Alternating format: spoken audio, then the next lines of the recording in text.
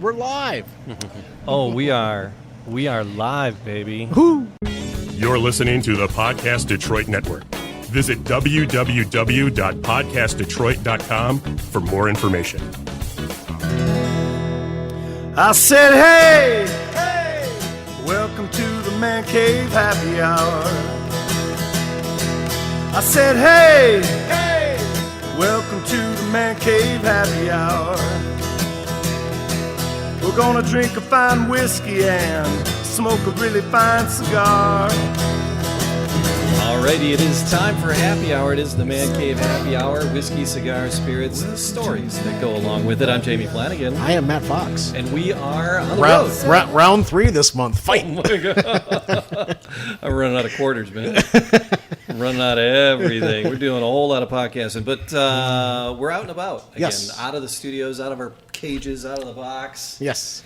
And where did you drag us today, Matthew? I dragged us out back. Actually, dragged us back to somewhere we had visited once before. Yes. And we had learned that in 2019, Motor City Gas Whiskey was the best micro distillery in the U.S. based on Yelp reviews. Am I right in that? The Yelp, the top. Yeah, In the top. Yelp gave us put us in the top 10 whiskey bars. That's what it was. Yeah. Yeah, and then Travel and Leisure magazine that same year named us one of the top 20 distilleries in the country. See, Yeah. we visited you once before, and we had an absolute riot. You gave us a tour of your distillery, and it's in a brilliant place. Thank you. And you know what? It's during this, and I keep saying this COVIDian timeline that we're in right now.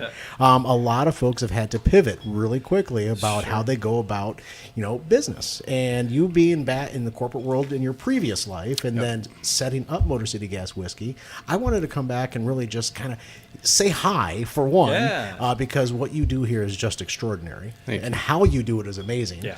And we wanted to learn what's going on with you as a follow-up. The only way this could be better is if there were people here. And I'm sure your bottom line agrees. Because we're kind of locked out.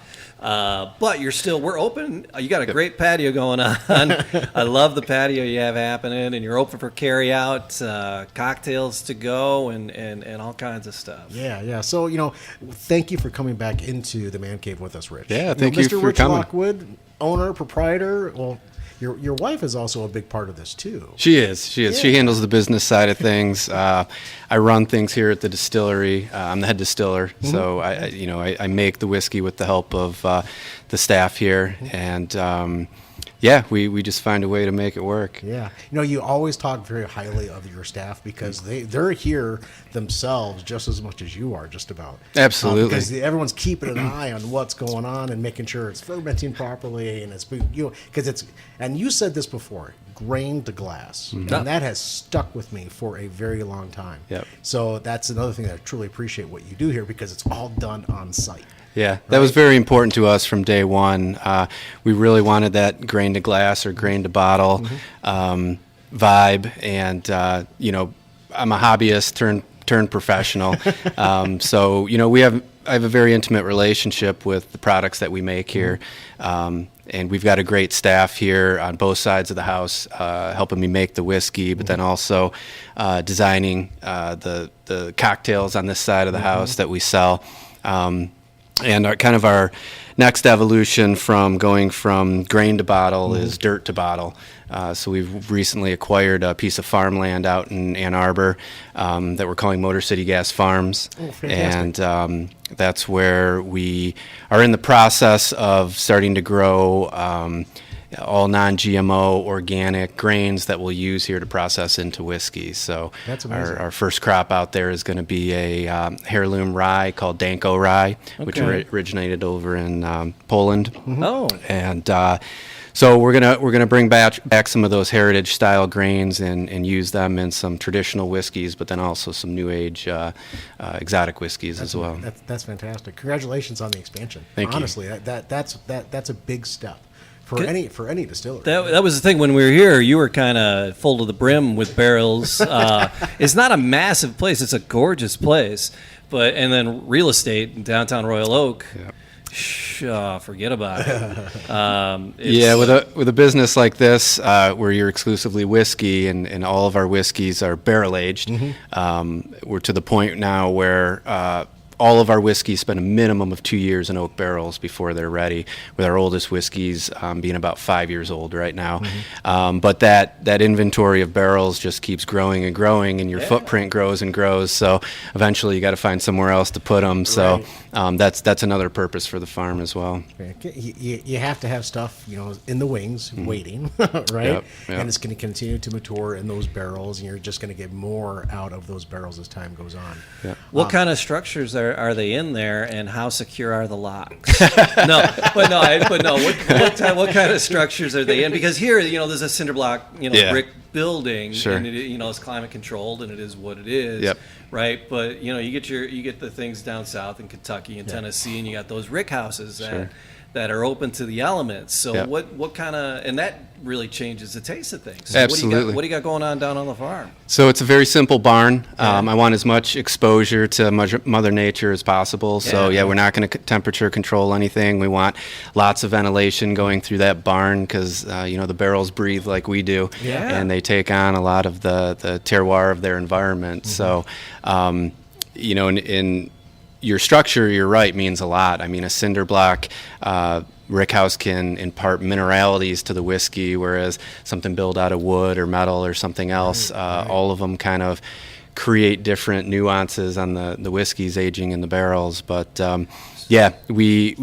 we're really excited about getting our barrels out into nature and letting. So this could really change the profile of some of your distillates. Sure, right? absolutely. Yep, we're starting with rye and bourbon exclusively out there, keeping my single malts in house here. I do like to adjust the humidity and temperature slightly with the single malts for a little bit different style. But the bourbons we just want to run wild out in the weather, and we'll see what happens. I love it. The barrels that are out in Ann Arbor, do you do anything differently inside them? Do you scorch them at all yourself, or what does that look like? So at the moment, we don't do any barrel conditioning ourselves. We're about to embark on retoasting and recharring some existing barrels, but all of the, with bourbon and rye, here in the States, they have to be brand new barrels and they have to be a heavy char.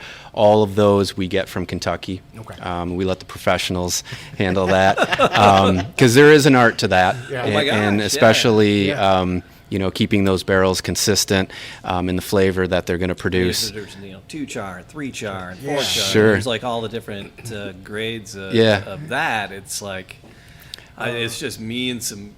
Give me a gas 2. and a match. Give me a number 2, please. And it's all done by time. They let it burn for a certain amount of time, and so we leave that to the professionals for consistency. But we are getting ready to play around with taking used barrels, scraping them down, and retoasting them and charring them ourselves for some little small batch single barrel stuff. One of the things that you had spoke about last time was the community that you have here in the industry, and having barrels that were previously with the beer company, right? Yep. Right? That's still happening? Is it not? We still do quite a bit of that. We trade with the beer brewery across the street here.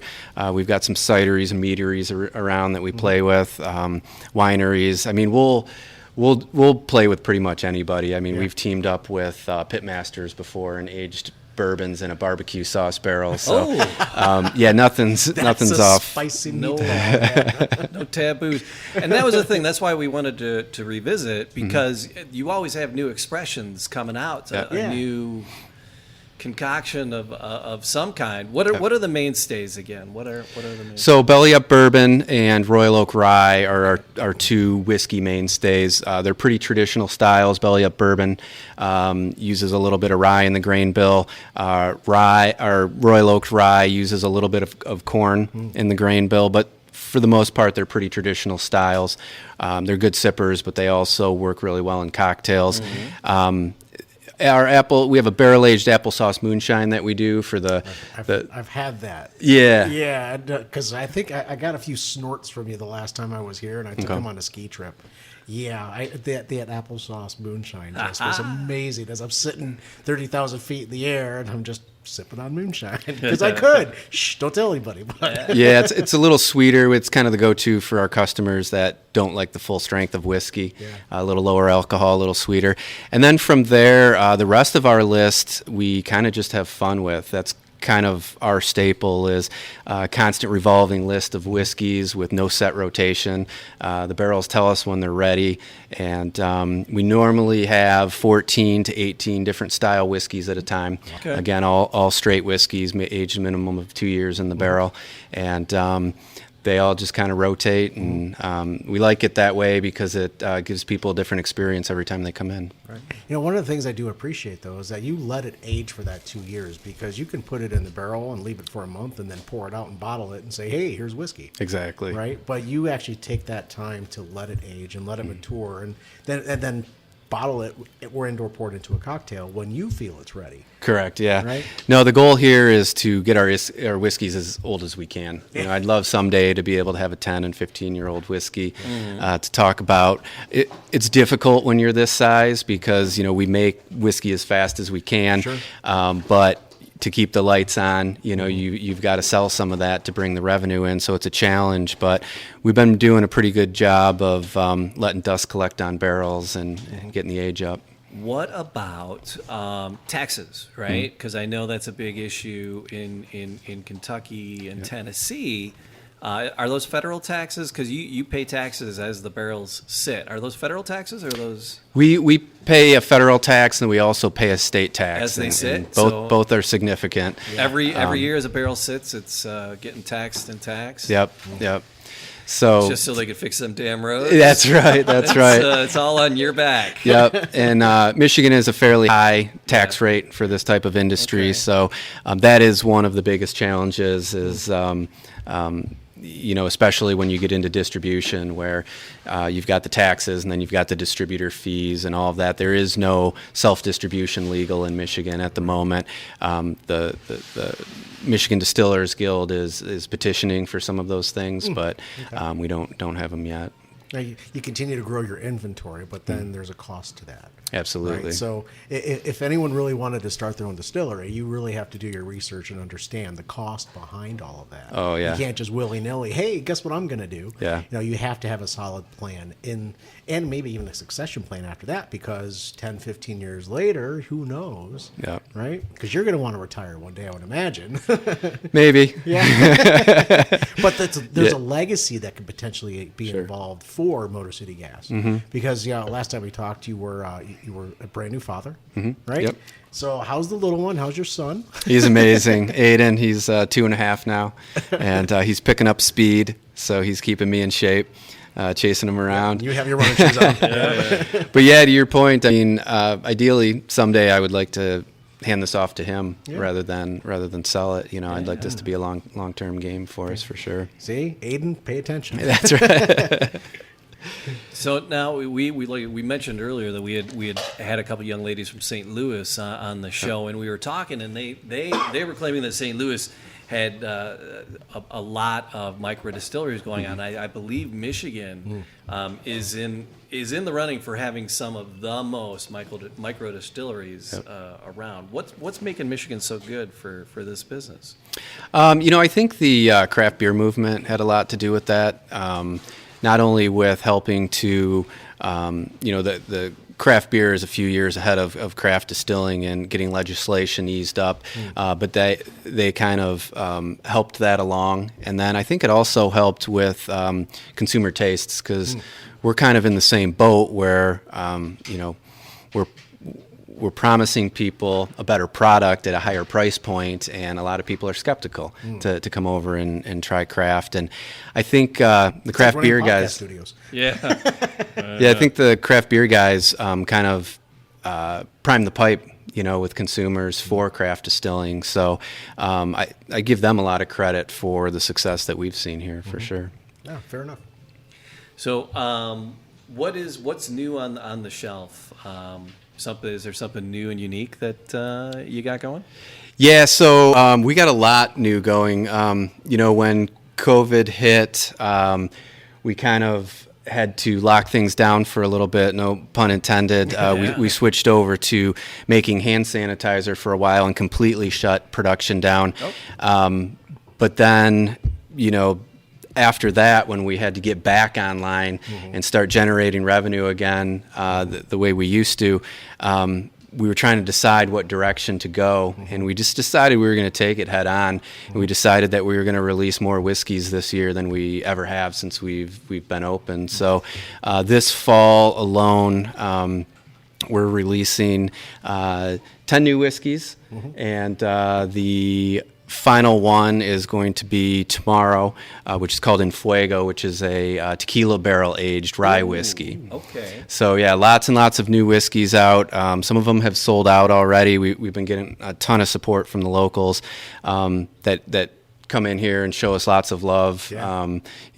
Buying up all our stock, but we appreciate that, and it's a tremendous help for sure. So are you guys available only here? Yeah, we have not sold branched out. through stores Okay. since we opened.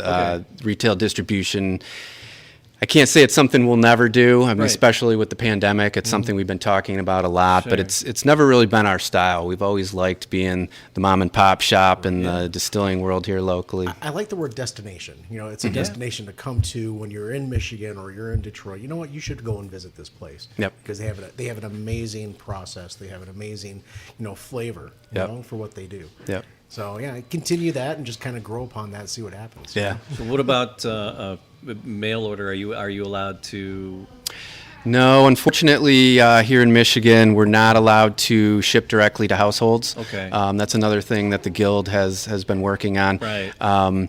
But yeah, unfortunately, they've loosened up some of the laws with to-go cocktails, Right. which were never allowed before the pandemic, and home delivery of cocktails and stuff like that. But that's something that we're big proponents of, because I think it helps the smallest guys in the industry get started and then eventually become bigger distilleries that help the bigger distributors. When it comes to that to-go cocktail, what's something that I did learn is that if you go to a place and you get a cocktail and then you say, "Hey, can I get a to-go cocktail?" The answer is no. They just don't allow you to come and get a drink and then leave with a drink. Oh, it's Right? got its own to go only. It's got to be a to-go. You can't have only one thing. on site and then take one for the road. I tried that at a Mexican restaurant. Had a martini and they tried, what are those called? I don't remember. But tried to get a drink to go, and they're like, "Yeah, no, margarita is what I was Yeah, having." And they're like, "Yeah, no." everyone's handling it a little different. I know a lot of people in town that have just decided they don't like the idea of to-go cocktails at all. Sure. Yeah. Because liability. So it's tricky times, and it's changing every week, and you got to weigh all those things. Are we paid up on liability? Is Yeah. it? So we're going to come back to the to-go cocktails because I want to find out about the containers and how you're packaging them, how you're shipping them out. But we got a couple things on a board in front of us. Yes. Yep. So these are two of our latest releases. Okay. One is called Jacked Up, and this is our take on a Tennessee style whiskey. Okay. All right. So Serendipitous from All right. Is it cold filtered? Charcoal filtered? it's charcoal filtered. So that's what's unique to Tennessee whiskey. Tennessee whiskey technically has to be made in Tennessee, so this is a Tennessee style. But we harvested a sugar maple tree, yard aged it, which helps the wood decompose a little bit before we char it ourselves in-house. So we essentially create our own charcoal and slow drip filter this whiskey through 10 feet of that, which is the traditional way that they do it there. It's not activated carbon, so it's not stripping out the flavors, but it's imparting a little bit of sweetness, a little bit of a different wood character than you get from the barrel, and I find it mellows it a little bit too. Jacked up. That's Jacked Up. I wonder why it's called So Jacked Up. Because we mentioned the Uncle Nearest, the Nathan Nearest Green story, and how he was instrumental in that whole process, and how that was imported from Africa. From West Africa, Those practices were imported from Africa to mellow things out a little bit. So Jacked Up is a Tennessee style. Tennessee style, whiskey. yeah. So what's the mash bill on it, and what's the proof? So we've got about 15% rye in there, about 10% malted barley from Motor City Malt House in Shelby Township. Like to keep it local. Yep. All of the grain in this bottle is locally grown, and then obviously manufactured in-house here from grain to bottle. And then we double distill it. We slow drip it through that 10 feet of charcoal before barrel aging. Then it spends 4 years in a barrel. Oh, Wow. And then we bottle it just a hair over 100 proof. So okay. So this was already here when we were here the last time. It was just in the barrel. Yeah, It was still hanging here. It out. was just hanging out. It was sleeping. it's ready. It's ready. So that's I'm excited about that one. Yeah. Take one down, pass it around. Yes, sir. All right. So, when you nose this, Rich, what should someone expect when they just throw their face into the glass itself? So the first time I dive into the glass with my nose, I'm not looking for flavors. I'm looking for the strength of the whiskey. How far I want my nose in the glass. If you move your nose around the rim of the glass, a lot of times you'll find different nuances.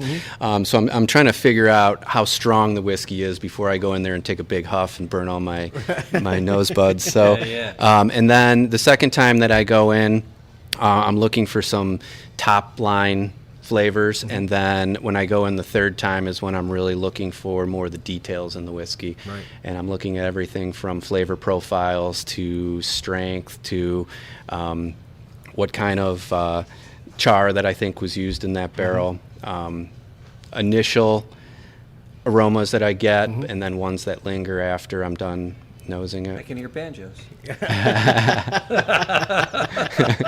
I wonder what. And this one we proofed a little higher than a lot of our whiskeys. We felt that it held up well at a higher strength. Everybody's taste buds are a little different. Yeah. This one does nice with an ice cube or two or a splash of room temperature water. I actually like it slightly cut a little bit, Okay. but we get a lot of customers in here that like the neatness. full strength. Yeah. Yeah. When I'm, my first thought of this was I definitely get the grain of this, kind of right off the nose. Sure. And I keep going back and keep nosing it, and it's getting more. I don't want to say fruit, but there's something sweet that I'm also getting. The out first of it. thing I got was sweet when I smelled I get it. dark fruit for sure. Yeah. Yep. It's that more of a blackberry feel Yeah. than anything else. Yeah. So I'm excited to dive in. I'm going to dive in. I Go already for it. did. I sipped. Okay, it's so it's called Jacked Up, but it's its own profile. There's not it's not like, oh, this tastes like so. Oh, that's got a really nice feel on the palate too. Yeah. It's just sitting back, and it's slowly, you feel that heat going through your chest. For right? sure, for sure. That's a great feel. And similar to nosing, when I'm tasting, I'm usually not looking for a whole lot on the first taste. My first sip of whiskey. No. It's just to adjust your palate, Yep. and then when you go in after that, you can usually Get find of more. a flavor out of it.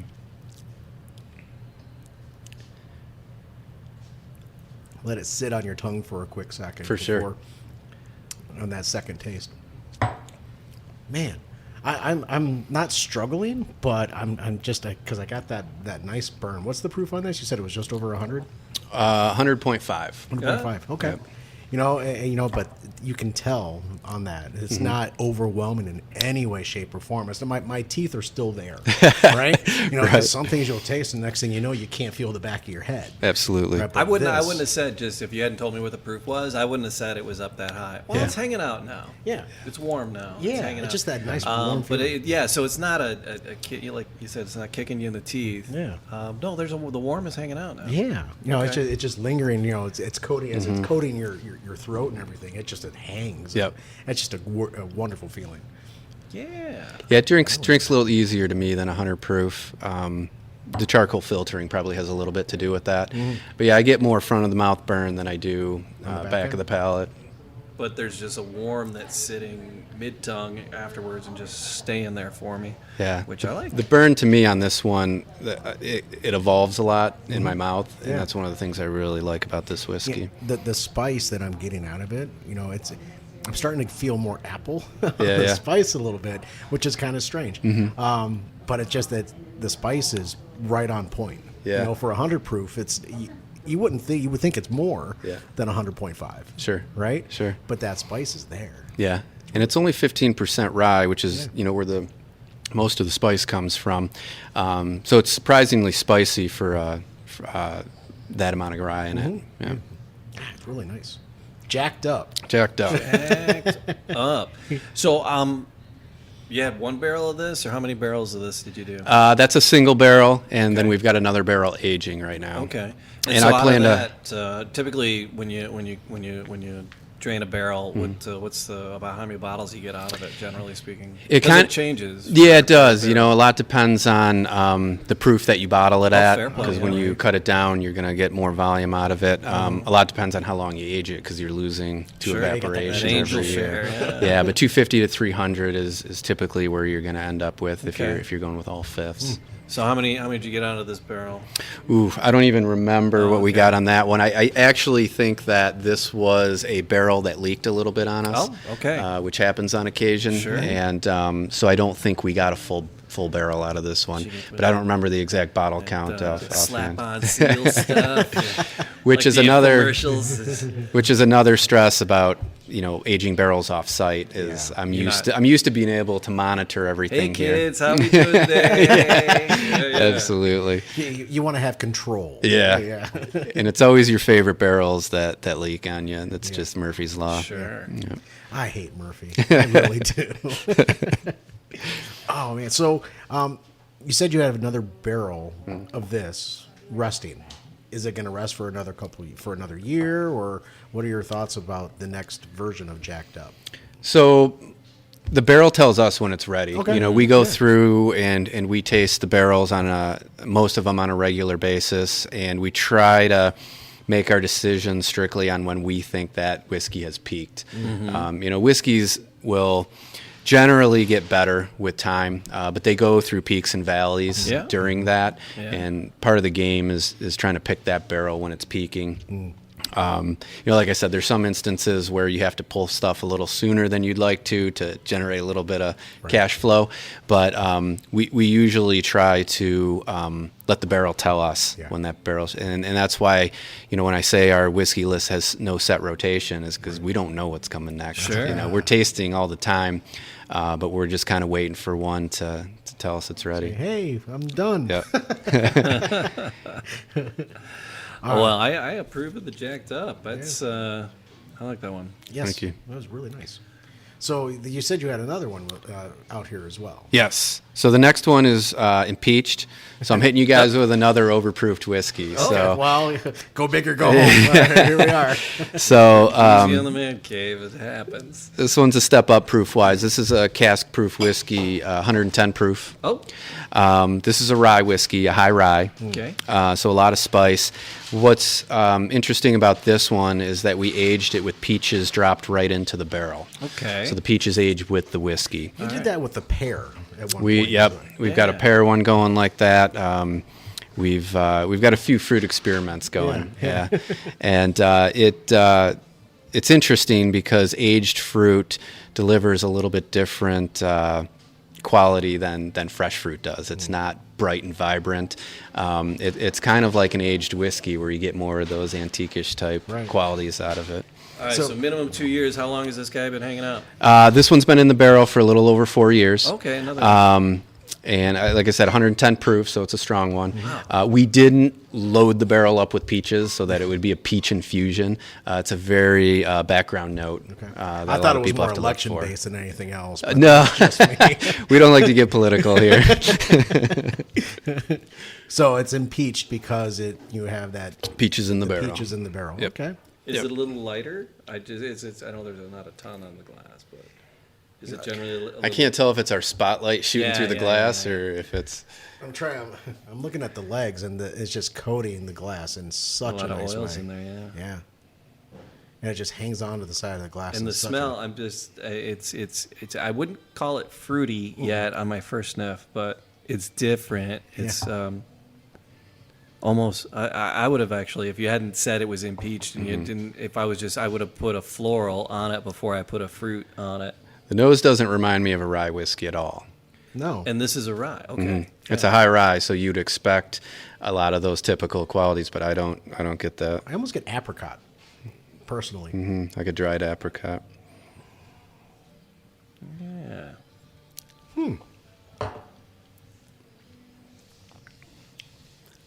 But that flower becomes a fruit, like a soft fruit. Yeah. Yeah, I definitely got the peach on that, and not because you said it. There's peaches in it, but there's definitely a peach feel. Yeah. To this rye. That's actually really, and there's hardly for 110. This one drinks very smooth for that proof. Yeah, for sure. 'cause I'm not getting the bite that you would typically get from a rye. Yep. Right. I'm not getting a big bite out. Well, after of the swallow, it like opens up. Yeah. In the mouth, like just explodes. Yeah, it's long on the palate. I think the peaches help with smoothing the whiskey out a little bit. That wasn't the intent of putting them in the barrel, but I think they definitely help. It's a happy accident, isn't it? Yes, it is. Is that what that's what accident. Bob Ross calls it? By happy accidents. All right. There's a fluffy little cloud of Oh, my God. flavor in my mouth. It's no, seriously. With the sip was sitting there, and it wasn't doing too much. And then when I swallowed, it just like a mushroom cloud just Right. covered, and the flavors all just went nuts. This would be something that I would marry. 'Cause we have a rating system, Rich. It's called Screw, Marry, Kill. I like it. Marry, you're actually going to buy it, take it home, and and share it with friends or what have you. Kill it, never do it again. Screw around with it when you're out and about, right? I smell. But this now is that something it's I would on my marry. palate, I smell more of the peach and Yeah. the nose.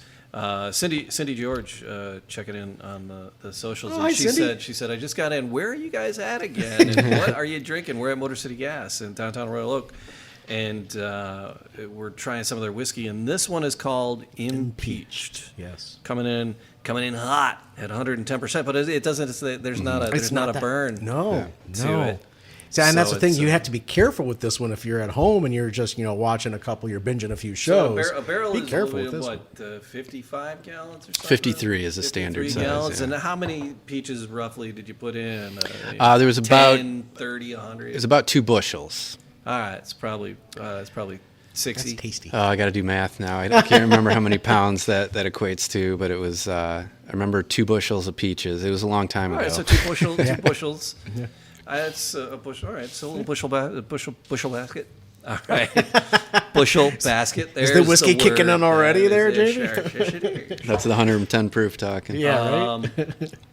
Yeah. You have to be very careful with this one because it'll bite you. Yeah. You have to be very careful on this one. Yeah, I get a different experience every time I go into that glass. Sometimes the grain shines through. I do get a little bit of that floral that you were speaking of. Yeah, it's a flour, some sort of white flour, not baking flour, but a white flour as it starts. But then once you swallow, it's like just a cloud of Almost flavor. daisy flower. Almost? Yeah, I've never really eaten a daisy, but I'll go with that. But the taste the taste correlates to a smell that I'm familiar with. Sure. and that's like a daisy-ish. For sure. Yeah, it's a good call there, Matt. No, I like that. So how does this hold up to ice? Because this is that peach taste. I prefer that one straight up. Okay. That's one that we tried at lower proofs, and it's still good, but and it opens up some different things. But we just felt at 110 is where it really peaked. Yeah. Now as it sits on my palate, I feel like a little dried raisin almost on this one too. Okay. Yeah, that's just my palate. It's still novice. Don't get me Yeah. wrong. No. But I start to understand a little bit more when I try different things, and I'm looking for something that's just hitting me. Yep. In the back of your Rolodex is going through, and you're like, "What is that?" And then all of a sudden it hits you. Yeah. Right. And that's where that dried raisin comes from. Yeah, the complexity is what I like most about this one. Like I said, every time I come out of the glass, I feel like I found something different. Yeah, I'd marry it again. Yeah. I would marry this in a heartbeat because that's just it's almost festive, Yeah. Because it doesn't have that rye feel. It really, Yeah. even though it is a rye. What's the mash bill on this one? Did we talk about that? So that's a high rye. So that's 90% rye, 10% malted barley, again from Motor City Malt House in Shelby. And then the peaches in put in there? Peaches go right in the barrel. Is that at the beginning stages, or is that after? No, we let it age for a couple years, and then the last 2 years, a little over 2 years, 2.5 years, I believe it was, we put the peaches in. Right. Now, Let the angel share creep out a little bit. Yeah. You got room for the peaches. Then you got room, that's right. So when you were adding the peaches, were you a little bit scared by doing it, or was this something you already had planned? Yeah, I mean, we're a mom and pop shop distillery, like I said. So, anytime you're messing with 53 gallons of whiskey, you're sweating a little bit. Absolutely. But, we were just confident that if it didn't work out, we could find something else to do with it. Okay. Blend it or make it work somehow. Redistill it. Well, we hope we don't have to redistill it after 4 years. Absolutely. No, I'm with you. But taxes for 4 years. Yeah. But yeah, we just had a good hunch that we're not the first to do this. It's been done before, and we just had a good hunch that it was going to work out for us. But I think the nice thing about aging the peaches in the barrel, when you get fresh peaches, it tends to dominate, and that's what you get as peach. Right. Whereas with this, peach might hit you once in a while, but you're also getting a complex variety of a bunch of other things as well. So that's the thing. That's like I said. There's a starting flavor, and that's the rye. And it's not quite clove, but it's a spice. But it's not spicy spice. It's a spice. It's not like, ooh, that's a spice. But it's a spice. Allspice or something. But not quite a clove, but there's a spice. But then the after the swallow is the peach and the floral taste. And that is a double oaked product, so it starts off, like I said, rye has to be in a new charred barrel to be a rye. So we do that, and then we moved it to an ex-bourbon barrel, and that's when we put the peaches in. Okay. Right. So you are very well adept at distilling whiskey as a master distiller, right? And that's where you have a lot of your forte. But then your staff, you kind of do you rely on them for the cocktails? Oh, absolutely. I mean, I rely on them on the whiskeys as well. I'm a big believer that everybody's palate's different, and I like what I like, but that doesn't mean you're going to like it. So we do group tastings here, and we'll taste on different days in case our palates are off certain days. But everything's a collective decision. It's not often that I will just run with a whiskey because I like it. Right. It's got to be a number of people who agree with that. Right. So yeah, and most of the people here, if they don't now, have at one point in time have worked both sides of the houses. They've made whiskey and they work the bar. So that not only creates an interesting experience for customers here, but it really adds benefit to both sides of the house. Whether you're making cocktails or making whiskey, you understand both. And but they do an amazing job with taking those whiskeys and creating really cool cocktails with them. Because they were there from the infancy of that. So they kind of understand where their palate lies and what they feel would really mix well to make a fantastic cocktail. Yeah. With what they are creating themselves. For sure. Yeah, and I throw a lot at them. I'll throw some crazy whiskey at them and say, hey, you gotta come up with a cocktail for this. And every time they come back with something amazing. Yeah. So that's a good staff. Yeah, it's always a good step. And Jen, one of your young ladies here, go ahead, Jen. You're good. Customers first, man. No, but how long has Jen been here with you at Motor City Gas?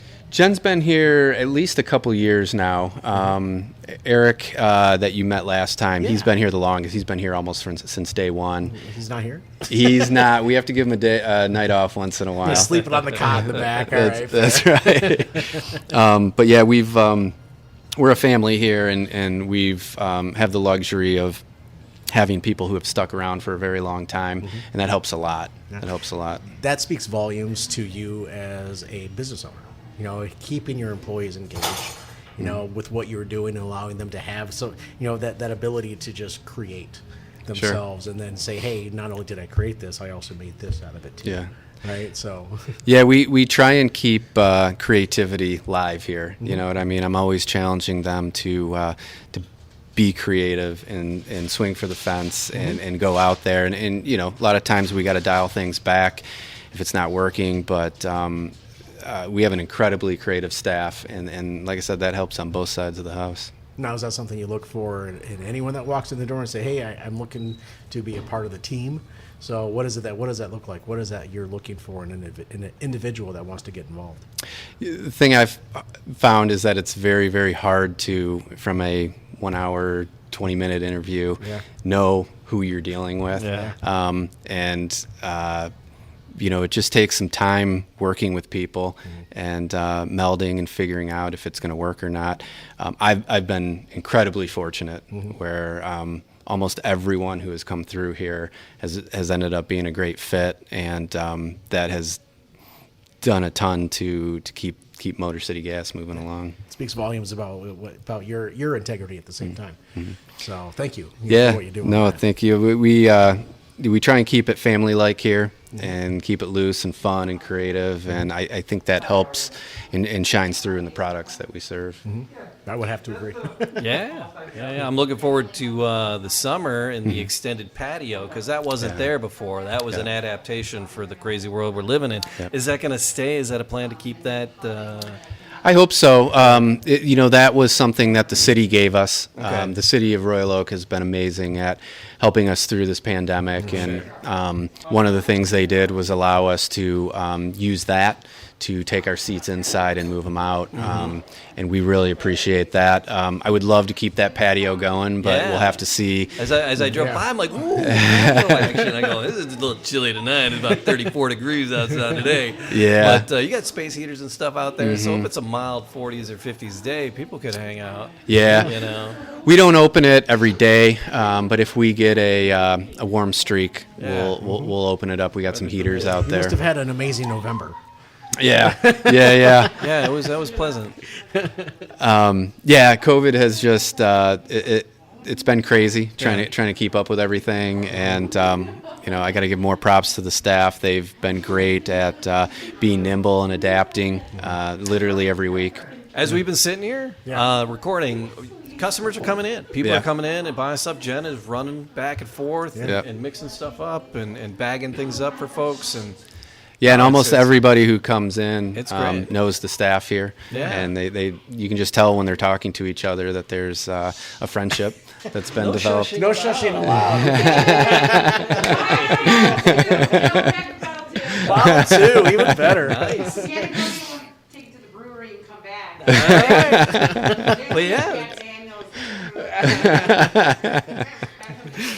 So there's a couple little sample packs here. Is this something special around holiday time, or are these what are these little sample packs? We call those our snort packs. All right, so they're whiskey snorts. Because you had a couple. You had as you mentioned earlier. You took a couple skiing with you. You had the moonshine.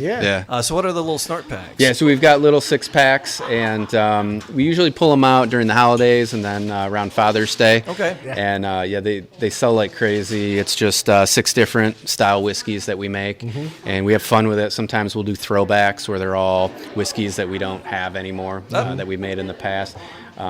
We have some of those, and then we also have a holiday pack, and they sell as fast as we can make them. People love them. I just saw it there. I was like, "Ooh, look at that!" I'm a sucker for I little walked baby in mason tonight, jars I'm like, full of whiskey. snorts! So that looks like a ton of fun. And we talked about that the last time, the bottling and the packaging. We love your bottles and the logo, and the logo had a fantastic story attached to it. Yep. And the sign and everything. It's quite the destination. If you're in Metro Detroit, if you find yourself in Michigan, this is definitely worth a visit, even if it's only carry out.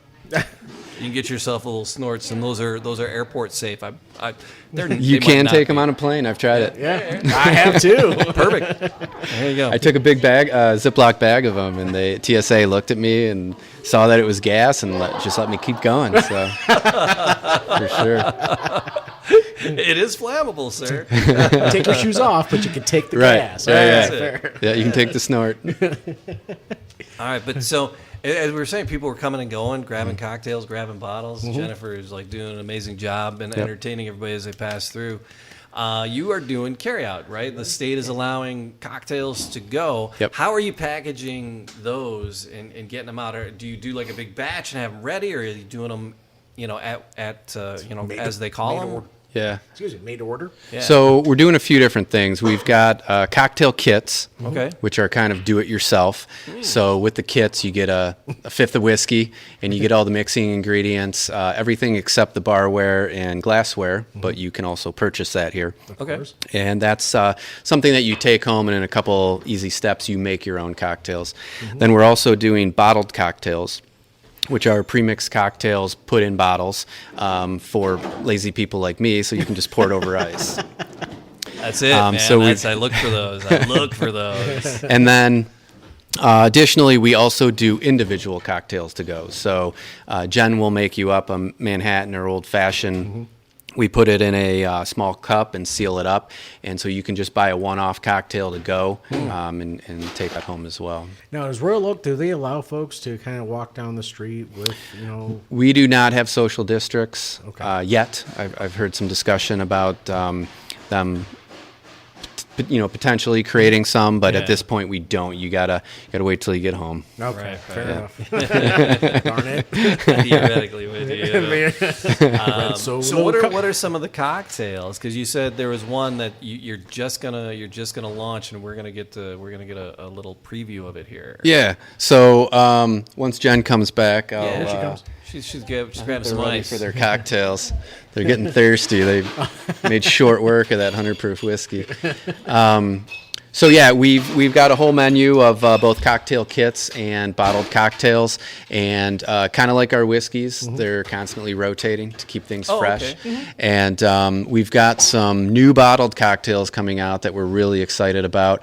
The one that you're going to try here in a minute is, so over the summer we had our slushy machine going, and we did a bourbon creamsicle slushy, and it's probably the best-selling cocktail that we've ever done. So we decided to this is not a slushy, but we've decided to evolve that into a bottled cocktail that you just pour over ice. Okay. So we're really excited about this one. We're also doing a bourbon eggnog, all scratch made for the holidays. We're working on a bourbon and peanut butter bottled cocktail. Okay. That might be my favorite. They've got a strawberry shrub that we have done before. They've tweaked it, and it's absolutely amazing. And then we've got another cocktail that is rye whiskey, maple syrup, burnt cinnamon, but then they also smoke the bottle before they fill it.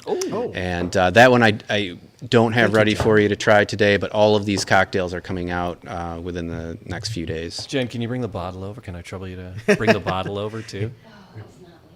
Oh, it's not. It's not a good labeled one. It's not even labeled yet. It's duct tape. These are Cool. That's cool. No. That's cool. That's cool. these were just in. This. So we are getting the. You are getting R&D right now, Yeah. but Oh my God, that is a sexy looking drink though. so we plan to So start. you did the lemon for us and gave it Is the that, twist. is that orange peel? Orange oh, peel? orange? Okay, All yeah. right. Sorry, the light's too bright. Oh wow, yeah. Oh, yeah, that's definitely orange. All right. Cheers. Thank you. Cheers, Rich. Thank you. So All it's right. got, So what's in here again? so that one is bourbon and cream, and then our secret orange sickle flavoring. Oh my God. But it's all fresh ingredients. Oh, dude. Oh my God. I haven't Is that smelled good? it yet, but I'm still Isn't that smelling great? on it. Yeah.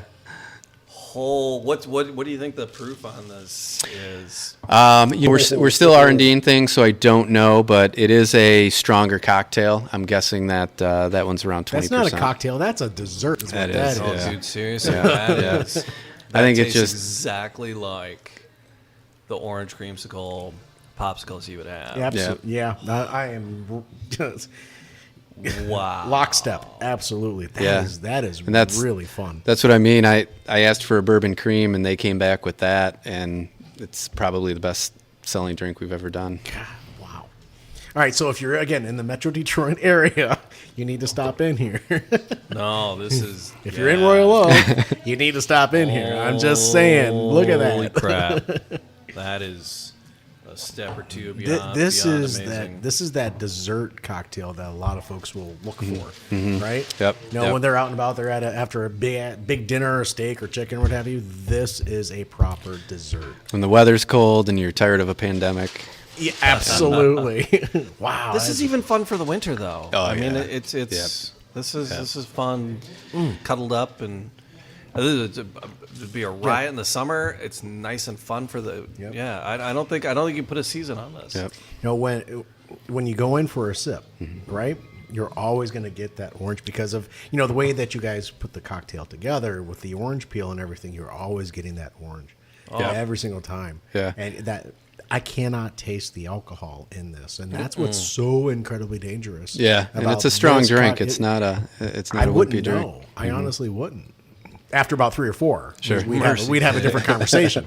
So. Yeah, and all of our bottled cocktails are fresh ingredients. We're not trying to extend shelf life. They don't last long. With a drink like that, you've only got a couple weeks to. So you need to enjoy this. you You're need not to- going to hang on to this for the Sure. summer. But picnic. but I think it's worth it to Yeah. to have. So it is all this something that's natural. going to be available now that once you kick it off, or is it going to be something that'll Yeah, probably we'll make see how it available? goes. I mean, Right. we're going to launch it probably this weekend. Holy and smokes. as long as people keep drinking it, we'll keep making I it. have the recipe. Get to Motor City Gas now. I'll just come back and have more. Put your name on the waiting list. I am not kidding. Yeah. So is that something that folks, when you do plan to release a cocktail or a whiskey or a rye, are there folks where folks can go and actually put their name on the list so they don't miss out, or how do you handle? You got a newsletter, mailing consumption? list.